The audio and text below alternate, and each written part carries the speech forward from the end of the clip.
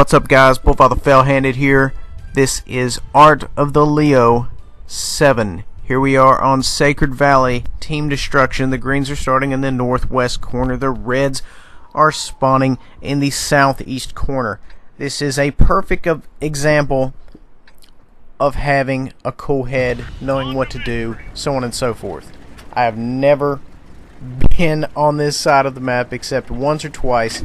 Had no idea what to do. This is about making things happen, finding out, discovering the terrain. This works also if you're on a new map you're unfamiliar with, map you're in an area you're not sure about. You figure out what is the best thing to do in this position. Obviously, the Leo's a sniper. We're going to try to use that fact to our advantage. We're going to try to snipe some shots. Now, as we all know, typically, if you are spotting, you do not fire. Because if you fire, 9 times out of 10, you will most likely be spotted. Now, what we are doing here, we're just trying to post up. We have a lot of guys moving up. And the idea here is, maybe, just maybe, we won't have to spot our own targets. So, we're posted up here, and already we're pinged. Like I said previously, whenever you get 6th Sense, you just need to get the hell out of there. It's not even worth thinking about getting a shot. The only time, maybe if you can finish that last tank off, what have you, I don't know. At any rate, I consider the strong position the southeast there, where the reds currently lie. That temple area is an extremely strong position. If you get a scout out on each side, you get a medium, you get a light, and they stay tucked in, you can stay up there indefinitely. This side, not so much, because it's mainly hilly. You can't really edge over there to see what's going on.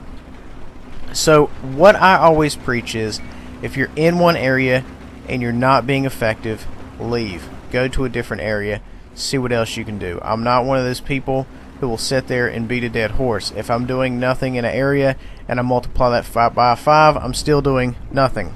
So, this is exactly what we're doing. We're switching flanks. Not a lot was going on there. We were taking rounds. We couldn't see anything. Let's get to somewhere where we can fire and we can see something. So right now we are in a perfect position. We've got shots. We're almost eye level. These guys are probably hull down from the guys below. Up here where I'm at, I have perfect line of sight. They're not spotting me. I mean, it's glorious. And this is what switching flanks will get you. It will get you shots. Unless, of course, both flanks are totally fucked. Then in that case, yeah, do the best you can. Luckily, we switched flanks. We came over here and we got a lot of good shots. And that's exactly what you want to do. If something's not working, do something else. You don't want to keep doing the same thing and expect different results. That is Einstein's definition of insanity, okay? Now, right now, if you are in this position, you have good shots, you're constantly laying down fire, you're not detected, there's absolutely no reason to move. Unless the shots dry up, your spot's getting blown up by a light tank or somebody who's close enough to spot you. If not, stay here and just keep laying pipe.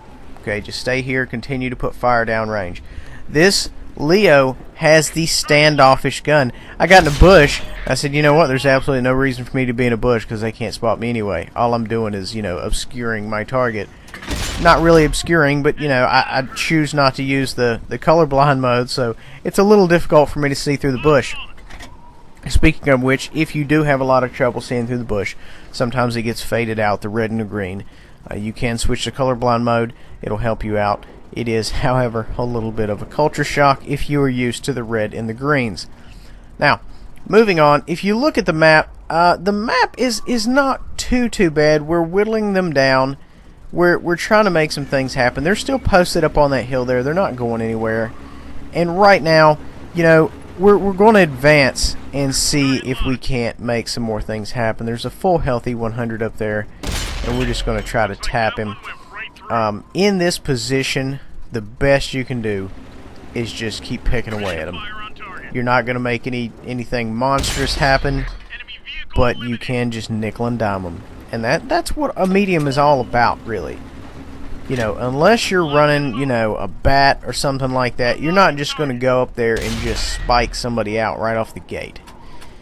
And typically you can't do that to tier 10s anyway because of their health, even if you did pin every round. So they did more or less as I stated I would do. They're staying up there at the temple.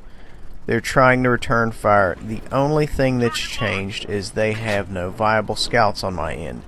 You see they have scouts on the other end there at say J4, and I don't know what, you know, if that side's taking rounds or what have you.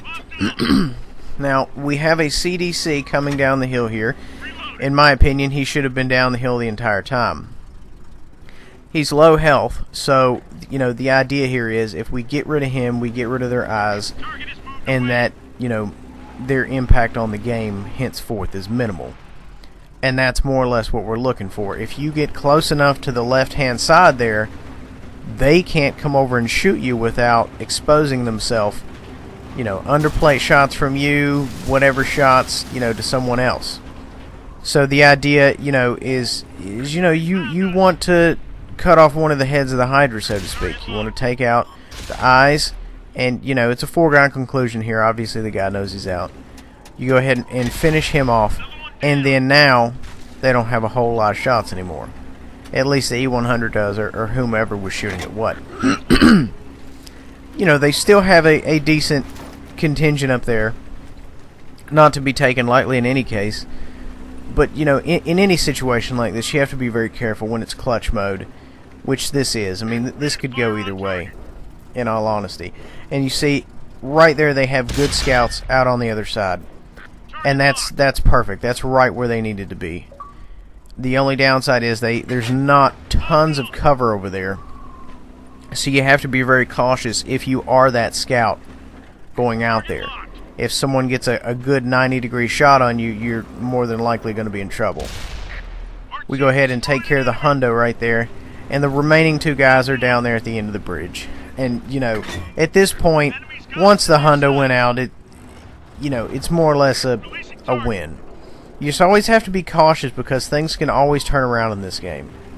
This, you know, it's also can be known as World of RNG. Things can get a little wonky. Now, granted, of course, this one remaining tank would have to be Neo to end up taking all 5 of us out. But it's been done. It's been done. I've done it. I've seen others do it. I mean, it's not exactly a stretch if you are in the right position. But then again, this guy is low health, and it's, you know, it's not really going to happen for him. So, thank you for watching. That is all we have right now for the Art of the Leo 7. Thank you for watching. Please remember to like, subscribe, and share. We'll see you next time.